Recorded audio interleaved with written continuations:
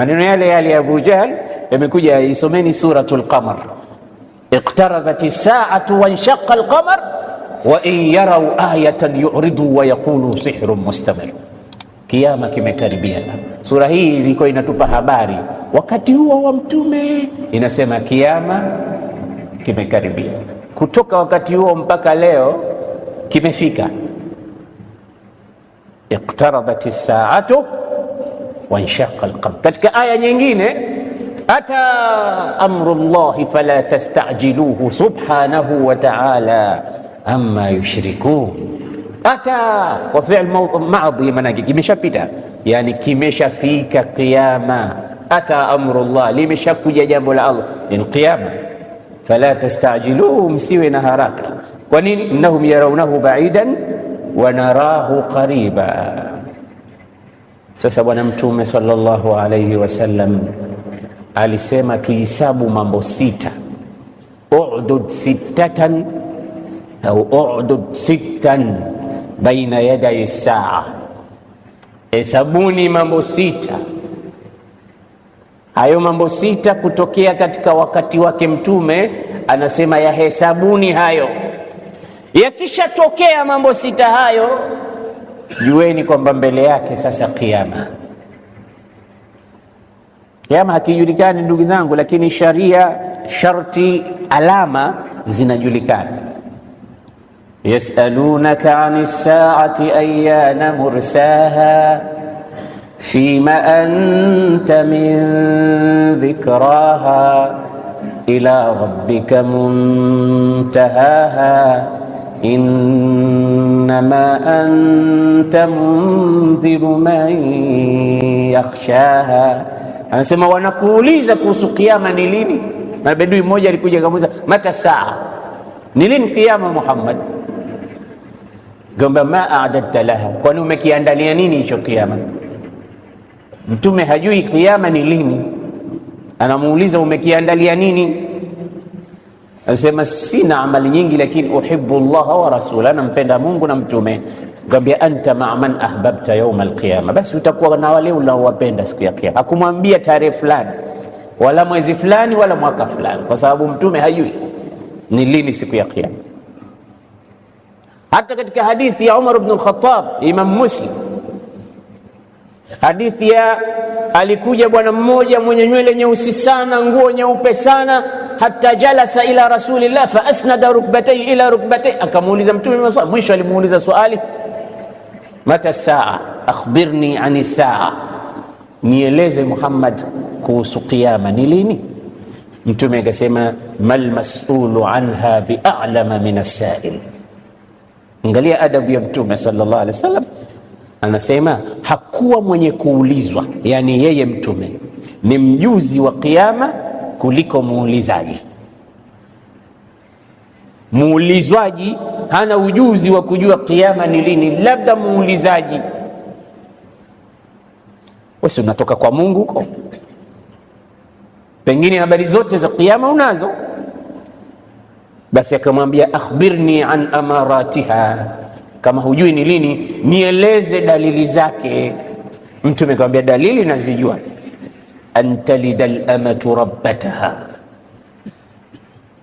Hii hadithi imetafsiriwa sana, maana ya antalida al-amatu rabbataha. Moja katika tafsiri zake ni mama kumzaa mlezi wake,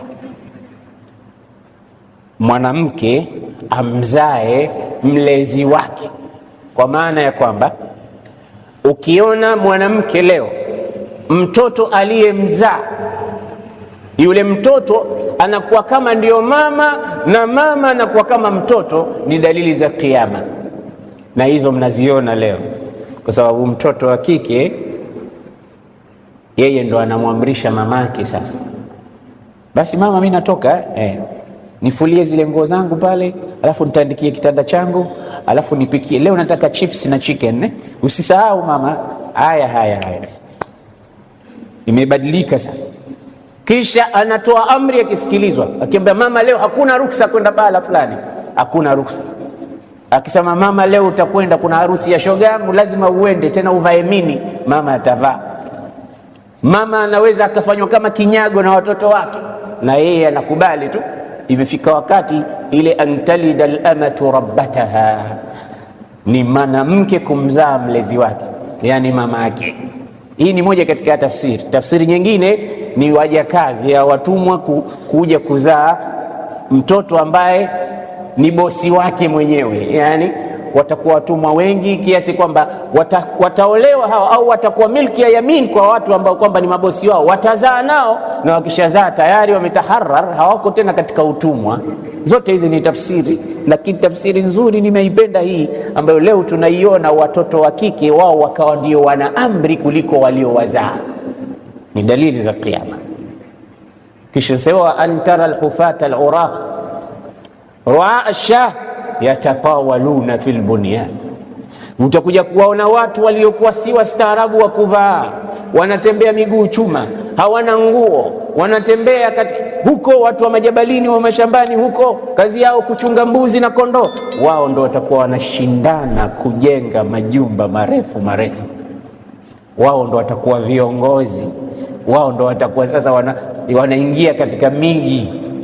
Hakuna tena ile zamani kuchunga ng'ombe na mbuzi na nini, la, mijumba mirefu mirefu wanaporomosha. Dalili za kiyama.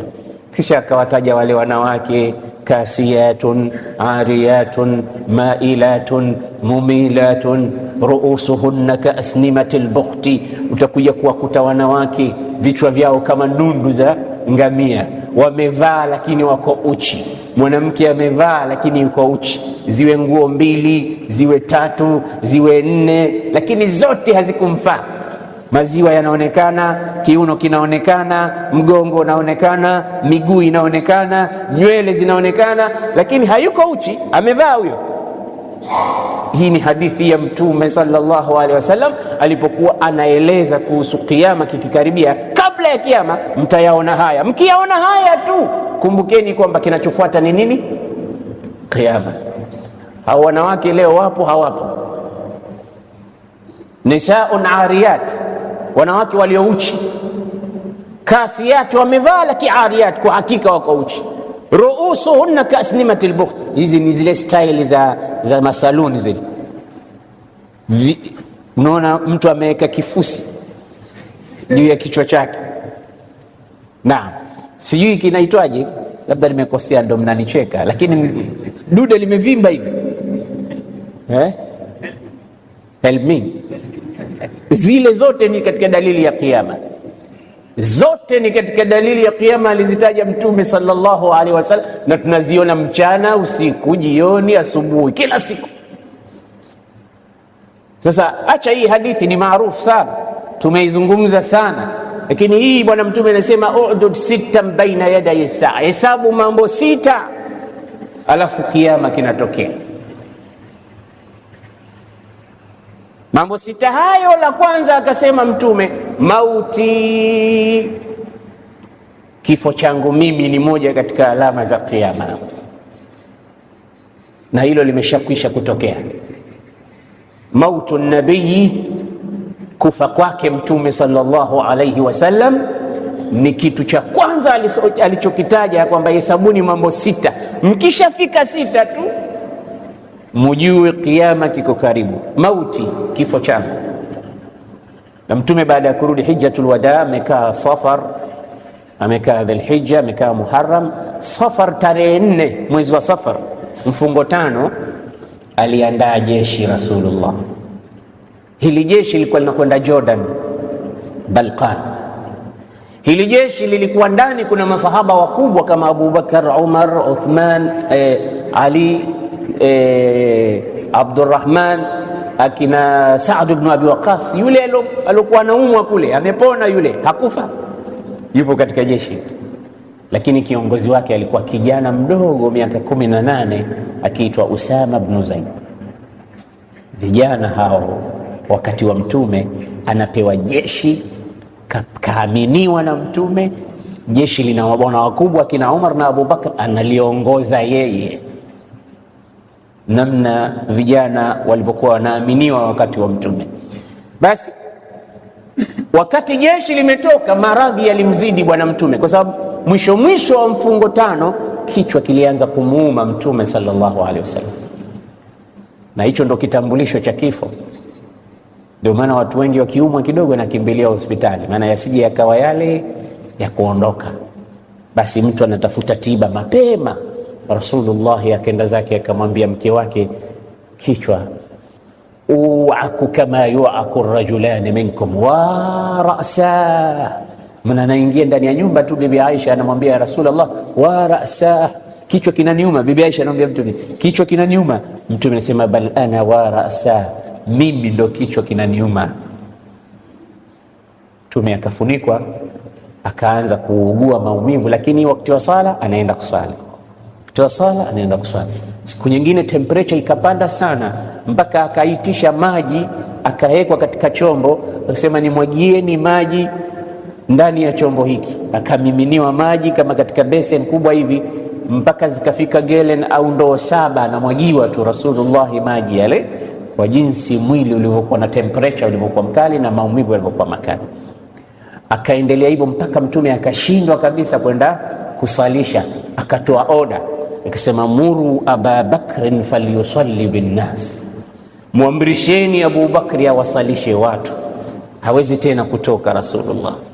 Hata siku hiyo akawa anasalisha Omar. Akasema nani amemwambia Omar asalishe? Nimesema muamrisheni Abu Bakr. Ya Aballah wal muslimuna illa Aba Bakr, kwa sababu kuna lengo fulani Mtume anataka kuwaachia Waislamu, sio yoyote asalishi. Mwambieni Abu Bakar asalishi. Abu Bakar kwa hayupo. Inasemekana bwana Mtume sallallahu alaihi wasallam siku alipopata nafuu ndio siku ya kuaga ulimwengu. Anas ibn Malik anasema hakuna siku tuliona kiza katika mji wa Madina kama siku ya kuaga kwake bwana Mtume sallallahu alaihi wasallam, kuondoka katika ulimwengu, mpaka watu wakachanganyikiwa. Omar alipokuja amepata habari kwamba Mtume amekufa, akasema Mtume hajafa, na nitakayemsikia anasema amekufa nitamkata kichwa. Hii ni habari ilitokea kweli, kwa sababu mtu yoyote anaweza akapanic, na ndio maana Mwenyezi Mungu akasema innal insana khuliqa halua idha massahu ash-sharru jazuan wa idha massahu al-khairu manua.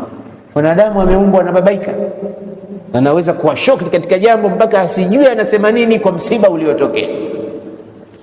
Abu Bakari akaja akamwambia, la Omar, Mtume amekufa kweli.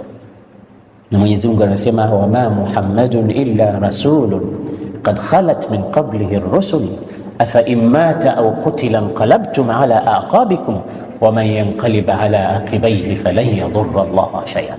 Kwa hiyo hesabuni, jambo la kwanza katika alama za kiyama mautu rasulillah, kifo cha Mtume sallallahu alaihi wasallam. Hiki tayari kimeshatokea. Jambo la pili, fathu Baitul Maqdis, kufunguliwa upya na kurudi katika mikono ya Waislamu msikiti wa Baitul Maqdis kule Palestina. Hili lilitokea. Mtume kafa mwaka wa 11 baada ya kuhama Madina hijra. Mwaka wa 11, 12, 13, 14, 15, 16, wakati wa ukhalifa wa Sayyidina Umar, Baitul Maqdis ilifunguliwa ikawa katika mikono ya Waislamu. Wanajeshi walioifungua akina Khalid ibn Walid, kiongozi wao wakati walikuwa ni Abu Ubaida Amir ibn al-Jarrah, Shurahbil ibn Hasan, Yazid ibn Abi Sufyan. Hawa ni vijana walioifungua Baitul Maqdis na wakampa salamu Umar kwamba tayari. Akauliza, je, mifunguo mshapokea? Akasema la, kiongozi wa nchi hii amesema atakayepokea ufunguo ana alama zake maalum na sisi hatuna alama hizo, njoo wewe Amirul Mu'minin. Umar akaondoka Madina na ngamia wake na mfanyakazi wake, wakaja zao Palestina. Kufika Palestina, Umar alionyesha mfano wa rahma, maana kile kipando kilikuwa kinapandwa na watu wawili, yani kwa zamu. Anapanda Umar anashuka, alafu anapanda mtumishi wake anashuka, alafu kipando anakiachia bila ya kupandwa kipumzike. Muntaha rahma katika Uislamu. Sasa alipofika katika masharifu Falastini, ilikuwa ni zamu ya mfanyikazi wake kupanda juu ya kipanda, na mvua ilikuwa imenyesha, kuna tope. Saidina Umar akawa anatembea katika tope ile na viatu amevua, amekamata. Mfanyakazi wake yuko juu ya ngamia. Abu Ubaida akakamata mdomo, akasema, tutasemaje sisi kwa viongozi wa nchi hii ikiwa president of Islam anakuja miguu chini na mfanyakazi wake ndio yuko juu ya kipando? Itakuwa aibu. Akamuuliza, ya amira almu'minin, atahudu atadusu biqadamaika turab, unakanyaga tope? Kwa nini usipande wewe kijana wako akaja kwa miguu? Umar akamwambia, lau ghayruka qala hadhihi alkalima la awja'tuhu darban, angesema mtu mwingine neno hili, ilo bao nilompiga ningekuwa hali sawiriki. Lakini bahati yako wewe, Mtume amekuita aminul umma, una heshima yako. Abu Ubaida ndio yule aminul, una heshima yako katika Uislamu. Ilo neno lilolisema hilo, ile heshima yako imekusaidia. Lakini angekuwa mwingine hapo angekuwa chini. Unasemaje? kunna adhillaa fa'azzana Allahu bilislam, sisi tulikuwa wadhalilifu sana kabla ya Uislamu, kilichotufanya tumetukuka ni huu Uislamu. فإذا ابتغينا العزة في غير الإسلام أذلنا الله, tukitafuta kutukuka kwa watu, sifa kwa watu, tutadhalilika. Uislamu ndio ulotunyanyua sisi, hatukunyanyuliwa na watu wala kuwaogopa watu. Uislamu ndio ulotunyanyua. Tulikuwa tukizika watoto wetu wakiwa hai, tulikuwa tunaabudu masanamu, tulikuwa. Leo tumepata izza hii tumeipata kwa sababu ya Uislamu. Wacha tu practice Uislamu, waseme watakaosema, lakini sisi tunafuata Uislamu. Nizamu yake huyu kupanda, hata kama ni mtumishi wangu siwezi kumchukulia ni nizamu yake, atapanda yeye. Akaenda katika hafla maalum, ufunguo ukatolewa. Yule bwana akaulizwa, kwa nini umempa huyu ufunguo? Akasema, laqad qara'na fi kutubina anna man yatasallama mafatih al-Quds rajulun yadkhulu al-madinata mashiyan wa ghulamuhu rakib. Tumeona katika historia kwamba mtu atakayepokea ufunguo za mji huu ni mtu ataingia katika mji huu akiwa anatembea kwa miguu na kijana wake mfanyakazi yuko juu ya kipando chake. Ndio maana nyinyi sikuwapa ufunguo. Lakini sifa yake nyingine, fi thawbihi 17 raqa, ndani ya nguo yake, katika nguo yake 17 ruqa, kuna viraka 17. Nguo imeshonwa imewekwa viraka. Hivi viraka, astaghfirullah, ni kama pete za wale jeshi. Tukisema viraka tunapata dhambi. Huyu mtu alikuwa mtu mwingine, basi hiyo nguo yake itakuwa hivyo, huyo atakayeingia. Na hilo ndo lilikuwa joho la Umar, lina viraka, limepachikwa viraka. Walikuwa kitia viraka bwana. Sisi kanzu ikiwa na kiraka, saa ameishiwa jamaa, mpaka anatia kiraka. Hawa watu walikuwa hawajali kuhusu dunia, wao walikuwa wanaangalia mbele. Bwana Mtume anasema, fathu Baitul Maqdis, kufunguliwa kwa Baitul Maqdis ni shartu min ashrati saa. Mtume anasema, hesabuni la ngapi hilo? Baitul Maqdis ikafunguliwa, Waislamu wakawa wanaweza kwenda kusali katika msikiti huu. Haiko katika mikono ya mtu yoyote, mpaka ikaja ikachukuliwa tena na mikono ya maadui wa Waislamu. Mara ya pili ikafunguliwa tena rasmi na Salahuddin al-Ayyubi. Ikaja tena baada ya kifo cha Salahuddin al-Ayyubi, ikarudi katika mikono ya wasiokuwa Waislamu, na mpaka sasa hivi iko katika mikono ya wasiokuwa Waislamu. Mnasikia hivi vita vyote vya Palestina, Qudsi, kwa sababu Israeli inataka ile Qudsi na ule msikiti nasema ni wao, na ile itakuwa ndo capital city ya Israeli, na Wafalastini wanasema hapana, hii ni capital city ya Waislamu na huo msikiti ni wa kwetu. Ng'ang'anizi umetokea hapo na vita kuu vitatokea hapo. Mpaka leo Waislamu hawawezi kwenda kusali pale, na siku za Ijumaa wanaangalia wale vijana wote hawaruhusi kwenda kusali pale. Waliofika zaidi ya umri wa miaka 50 60 ndio wanaruhusiwa kwa amri ya Wayahudi, sio kwa amri yao. msikiti ambao Mtume anasema ukisali sala moja pale unapata 500, ukisali Madina 1000, ukisali Maka laki. Misikiti mitatu hii ni misikiti mitakatifu sana kwa Waislamu. Fathu Baitul Maqdis. Alama ya tatu, Mtume anasema mutanun, kutatokezea janga la maradhi. Ya'khudhukum kaqu'asil ghanam. Alama ya ngapi? Ya tatu. Yatatokezea maradhi ya mlipuko kama vile maradhi ya wanyama. Mbuzi wana maradhi yao yanatokea, wanatoa vitu katika pua, inakuwa sababu ya kufa haraka. Sasa inakuwa kama vile kipindupindu kwa wanadamu. Anasema Mtume, litatokea janga hili, watu watakufa kwa wingi sana. Ya'khudhukum, janga hilo litawazoa watu, litawachukua kama vile ugonjwa unaowapata wanyama wakafa haraka haraka, kama kideri kwa kuku au maradhi ya wanyama, inakuwa kila inayompata inamsibu, wanaambukizana, wanakufa. Hii ni alama nyingine ambayo pia ulama wanasema ilishawahi kutokea katika mwaka wa 18. Mwaka wa 18 bado ni katika utawala wa Sayyidina Umar, katika khilafa ya Sayyidina Umar. Mwaka wa 18 Hijria, kule Syria kulitokea mlipuko wa maradhi ya kipindupindu ambayo kwa Kiarabu anaita at-taun, maradhi ya tauni. Yaliwachukua watu 25,000 kwa wakati mmoja, 25 nafsan. Tena ni katika Waislamu na masahaba wa Bwana Mtume Muhammad waliochukuliwa na maradhi hayo. Ya'khudhukum, yatawachukua, wayantashiru fikum, yataenea.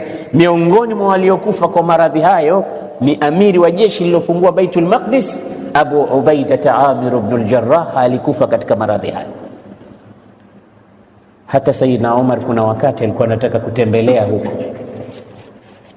viongozi wakamwambia usije huko, kuna maradhi, watu wanakufa kwa kipindupindu, kwa hiyo tunaogopea kwamba ukija utaambukizwa na unaweza kufa. Sayyidina Umar hakwenda. Mmoja katika Waislamu akamwambia Umar, atafirru min qadari llah, wewe si ni Muislamu, mbona unaikimbia qadari ya Mwenyezi Mungu? Kama Mwenyezi Mungu amekuandikia kufa kwa kipindupindu, si utakufa tu, wewe nenda. Umar akamwambia, hii kukimbia pia ni qadari ya Mwenyezi Mungu vile vile. Kwa hiyo nafirru min qadari llah ila qadari llah, tunaikimbia qadari ya Mwenyezi Mungu kwa qadari ya Mwenyezi Mungu vile vile. Na hii ndio policy ya Waislamu. Sio ni watu wanakufa sema bwana mimi naenda hapo hapo. Wala tulqu biaidikum ila tahluka, msijipeleke wenyewe katika maangamizo, msijipeleke wenyewe katika maangamizo. Kwa hiyo hivi vilitokea wakati huo.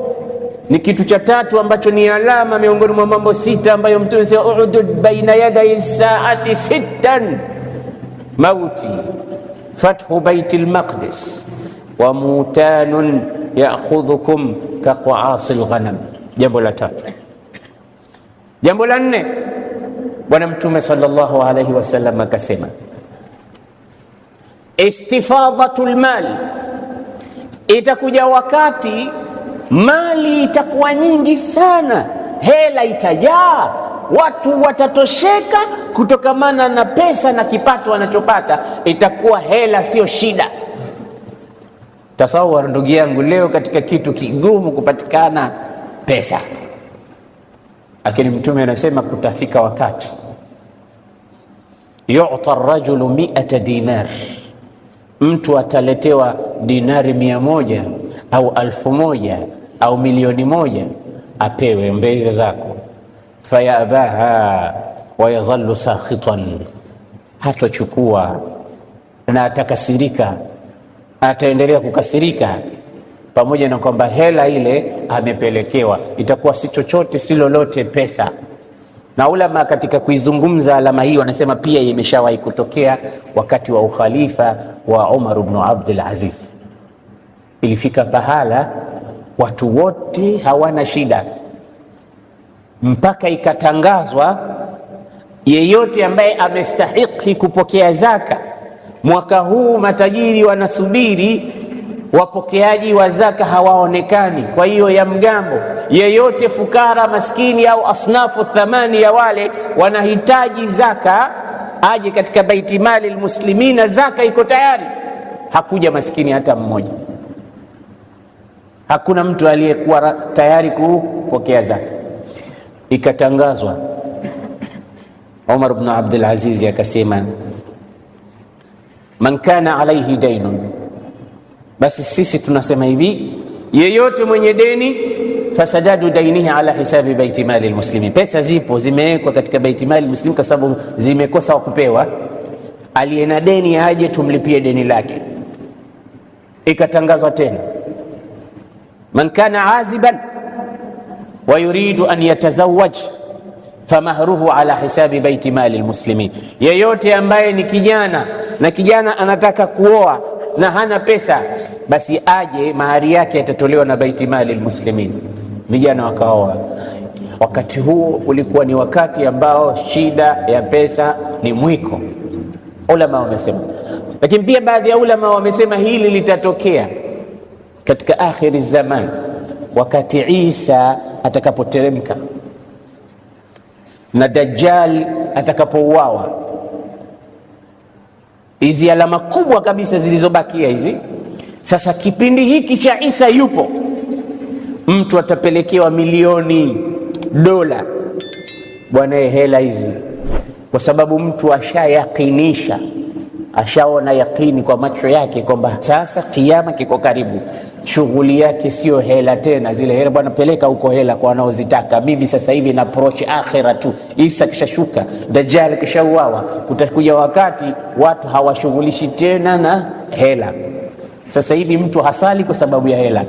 Sasa hivi watu wengine hawafungi kwa sababu ya hela. Watu wengine hawataki kusoma Qur'ani kwa sababu ya kila wakati yeye yuko busy 24/7, yuko busy anatafuta nini? Hela. Itafika wakati hela utaletewa bila ya jasho, huwezi kuzipokea kwa sababu umeshayakinisha, mimi naondoka la mahala, nizifanye nini pesa? Mtume anasema istifadatul amwal, pesa zitajaa kuna kipindi, lakini zitakosa thamani. Ngapi hiyo? La nne. Jambo la tano, Bwana Mtume sallallahu alaihi wasallam anasema fitnatun, itafika wakati kutatokezea fitna, mitihani. Lan yatruka baitan min buyuti al-arabi illa dakhalatu, hiyo fitna hiyo haitoacha nyumba yoyote, itaingia, mtaikuta imo ndani. Ulama wakachambua wakasema fitna iliyotajwa hapa ni television, ni radio, ni magazeti, ni WhatsApp. Uchambuzi wa hali ya juu sana. Ulama wanasema fitnatun lan yada au lan tada baitan, haitoacha nyumba hii. Fitna hii itaingia. Fitna manake ni majaribu. Subhanallah, leo television katika kila nyumba, na nyumba haina television sijui kama ni nyumba. Hata vile vibanda zipo. Kama hamna television kuna radio, kama hamna radio kuna simu, na simu kila kukicha zinakuja mpya, na hizo simu sasa kuna WhatsApp, kuna mambo mengine ndani. Hizi ni fitna kubwa sana ambazo zimeingia sasa hivi, zimechukua nafasi kubwa sana. Wallahi, kabla ya WhatsApp watu walikuwa wanasoma Qur'ani sana. Sasa hivi Qur'ani haisomeki, Qur'ani haina nafasi. Umeungwa katika grupu hii, katika grupu hii, katika grupu, na watu wengine wanakuunga bila wewe mwenyewe kujua. Mimi nikichomoa simu yangu nikifungua, saa nyingine message 175, 120 ya magrupu tu hizo, nitapata wapi wakati wa kusoma Qur'an? Inawezekana hizo message sio za upuzi, na zipo grupu nyingine nzuri, Wao wanakurushia mawaidha tu na clips nyingine, lakini uko wapi wakati kwa siku kama ya leo, kutokea asubuhi uko kwenye activities za madarasa kila wakati, ikifika wakati huu uko kwenye tarawih, ikifika kwa tarawih uko umechoka, utapata wapi nafasi? Na watu wanapata nafasi, mtu anashughulika na simu yake, yeye wakati wake mkubwa ni simu. Hapa tu inasemekana siku nyingine hata mtu yuko nyumbani kwake anaambiwa chakula tayari, hasikii. Nasema mtumie WhatsApp humo ndani ya nyumba, chakula tayari, chakula tayari, kwa sababu ndo hiyo ukipelekewa WhatsApp ndani ya nyumba, jamani, mumezidi sana. Hapo mke na mume wanatumia na WhatsApp, chakula tayari. Maana ukimwambia kwa mdomo hasikii, lazima umpelekee salamu. Wakati umechukuliwa na WhatsApp. Kama ni mke, basi ndo mke yule mkubwa au mke mdogo, nafasi kubwa sana imepotea kwa mitandao, na watoto wanaharibika, wazee wanalalamika. Imekuwa hata wazee nao sasa hivi wanashughulika na WhatsApp pia. Matatizo makubwa sasa, vyombo vya habari hivi badala ya kutumika vizuri vinatumika ndivyo sivyo. Kwa hiyo Mtume sallallahu alaihi wasallam anasema kutakuja fitna, haitoacha nyumba.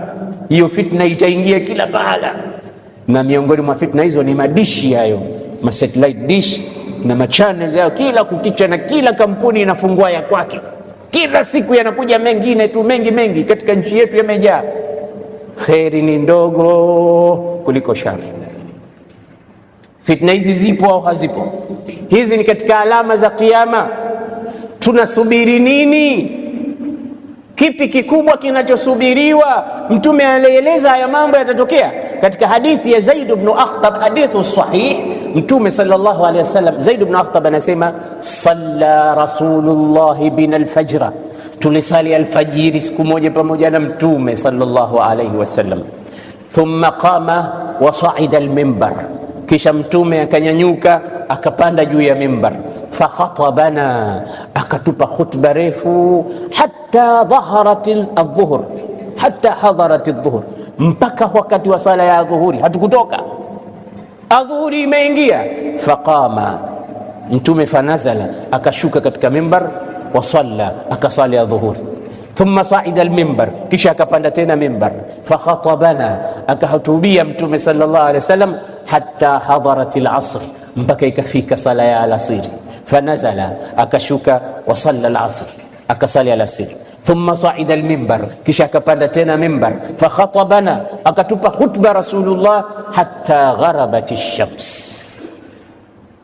Siku hiyo ulama wanasema ilikuwa ni semina hiyo, alfajiri mpaka jioni, kuna kimiwa, kuna swaliwa, Mtume anarudi juu ya mimbar, hayeshi. Zaid ibn Akhtab anasema, fahaddathana wa akhbarana bima huwa kain. Katika khutba yake hiyo alfajiri, baada alfajiri, baada dhuhuri, baada alasri, mpaka jua limezama, alichotuambia nini Mtume? Anasema, akhbarana bima huwa kain wa bima kan, alitueleza mambo yaliyokuwa na yatakayokuwa. Miongoni mwa hayo ndo akazungumzia hizi alama za kiyama. Hizi zipo nyingi sana, iko milango maalum katika vitabu vya hadithi. Mtume anazungumzia tu habari ya kiyama na alama zake. Kamtaja Dajjali, kataja moto, kataja dukhani, kamtaja Mahdi, kamtaja Isa, kataja na hizi alama nyingine. Ukiziorodhesha utazipata nyingi, nyingine zimeshatokea, nyingine bado. Basi semina hiyo, mpokezi wa hadithi anasema, fa'alamuna ahfadhuna. Siku hiyo yule aliyekuwa na bongo zuri la kukamata ndiye aliyekamata mambo mengi sana, watu wakawa wanayo. Maana kuna watu wengine walikuwa ukizungumza tu au kama ni type recorder wanarekodi. Wakati wa Mtume walikuwepo, ndio maana wakaja wakatueleza sisi ashratu saa alizozizungumzia Bwana Mtume sallallahu alaihi wasallam. Zipo hadithi mbalimbali, mambo mengi yashayataja Bwana Mtume sallallahu alaihi wasallam. Hii ya kutokezea watu wakawa wanafanya da'wa, lakini kwa hakika wanaita watu katika milango ya Jahannam. Hii ameitaja du'atun fi ala abwabi jahannam. Mtume ameitaja watatokea watu kazi yao kukufurisha watu tu, wanafiki hao, makafiri hao, mushrikina hao. Mtume ameitaja. Alhasili, kila ambacho kitatokea Mtume alikizungumza na leo kinatokea. Kisha Bwana Mtume sallallahu alaihi wasallam akasema jambo la mwisho la sita, hudnatun bainakum wa baina bani al-asfar thumma yughadirun. Itatokezea kati yenu nyinyi Waislamu, mutagombana na wasiokuwa Waislamu, hasa hao wazungu. Bani al-asfar ni Warum, yani kwa leo wa Marekani na watu wa Ulaya, wazungu hao. Wakati mkigombana, kutafika wakati mtafikia ceasefire, hudna, ya kwamba jamani tusimamisheni vita. Kisha baada ya muda wao watafanya khiana, ule mkataba hawatohuheshimu, watarudi kufanya zogo na fujo na kukupigeni. Mtume anasema hii pia ni miongoni mwa alama za kiyama. Hizi alama sita, wapo baadhi ya ulama wanasema tayari zote zimetokea, wengine wanasema zitatokea. Allahu a'lam, lakini sisi wenyewe tuna macho. Kwa hakika mambo mengine tunayaona wenyewe kwa macho yetu. Fitna, usiulize leo, hakuna fitna kubwa kama wasailul i'lam, maqru'atan wa mar'iyatan wa masmu'a. Wallahi alazim, hakuna jambo kubwa lililotufunika kama vyombo vya habari vya kusomwa, vya kusikiliza na vya kutizamwa. Ukitaka jambo lako tu hata la kheri, si mnaona sasa hivi hizi kamera, itafika Ulaya, itafika Marekani, itafika wapi, watu watatushuhudia, watatuona, watapata faida, na la shari vile vile. Sasa itategemea wewe utatumia vipi. Hiki ni kisu chenye makali mawili, kinapata huku na huku. Sasa sisi ndo tuna misuse vyombo hivi. Hizo simu vile vile, nimemwona kijana hapa alipokuwa anasoma, ana simu, Qur'ani imo ndani. Kwa hiyo kazi yako mwenyewe, ukitaka Qur'ani imo, ukitaka ufuska mwingine umo, chaguoni lako. Lakini watu wengi hawakimbilii kuliko kuwa na kheri, wanakimbilia kuliko kuwa na shari. Na sisi hatuna haja sasa hivi ya shari, tunaelekea kwa Mola wetu. Miaka imepita, umri sasa ni wa kurudi kwa Allah. Na Ramadhani kama hizi, Mwenyezi Mungu anataka watu wajisafishe, kwa sababu hili ni bwawa, ni swimming pool, inakuja kila mwaka mara moja. Mujikoshi kwa Ramadhanu ila Ramadhan kafaratu lima bainahuma idha ijtunibatil kabair. Na ndani ya Ramadhani ndio maana Allah amekuwekea ile aya ambayo haihusiani na saum, lakini kaiweka katikati ya saum. Anasemaje?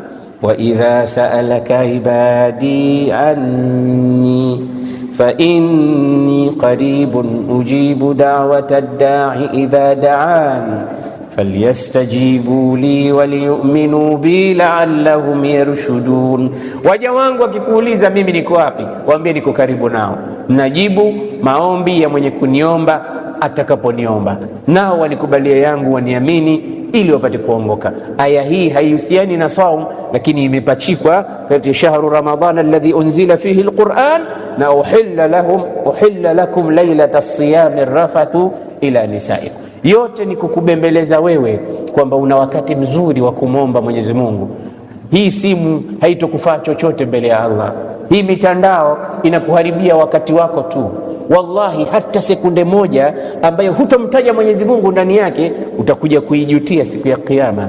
Na siku ya kutoka roho utamwambia Rabbi irji'uni, ya Rabbi nirudishe duniani, la'alli a'mal salihan fima tarak. Wakati wangu mkubwa ulichukuliwa na WhatsApp, wakati wangu mkubwa ulichukuliwa na simu yangu, nataka nikarepent, nikarudi tena nisawazishe. Allah atakwambia kalla, hakuna nafasi hiyo tena. Ndugu yangu Muislamu, simu yako isichukue wakati mkubwa sana, isichukue wakati wako wa kheri. Ramadhani yote hii inachukuliwa na simu hizo. Lailatul Qadri inachukuliwa na simu, Salatul Qiyam inachukuliwa na simu, Salatut Tarawih inachukuliwa na simu. Imekuwa simu tena, mpaka imamu kila kitakusalisha inabidi aseme bwana simu mzime, kwa sababu inaitwa jawal. Waarabu wameliita simu inaitwa jawal. Jawal maana yake inatembea tu kila pahala, inafika, ipo kila pahala, hata katika msikiti ndani ya sala itatembea tu, mara utasikia inaimba. Na wengine wanaweka ndombolo, wengine baini flavor, wengine bayu flavor, wengine vyote hivyo vipo, mpaka imam mara nyingine anakosa, hajui kasali rakaa ngapi, simu. Kwa hiyo fika pahala ujiwekee mwenyewe nafasi kwamba hii simu ni ya mawasiliano, hii simu ni ya biashara, hii simu ni ya salamu muhimu, hii simu ni ya faida zile ambazo natakiwa kuzitumia kwa ajili ya manufaa yangu, sio tu kuchati usiku kucha, sio tu kutukanana, sio kusengenya, kwa sababu hii simu mpaka watu wanasengenya katika simu. Maana kusengenya sio kusema tu kwa mdomo, vidole vyako leo vinasengenya hivi.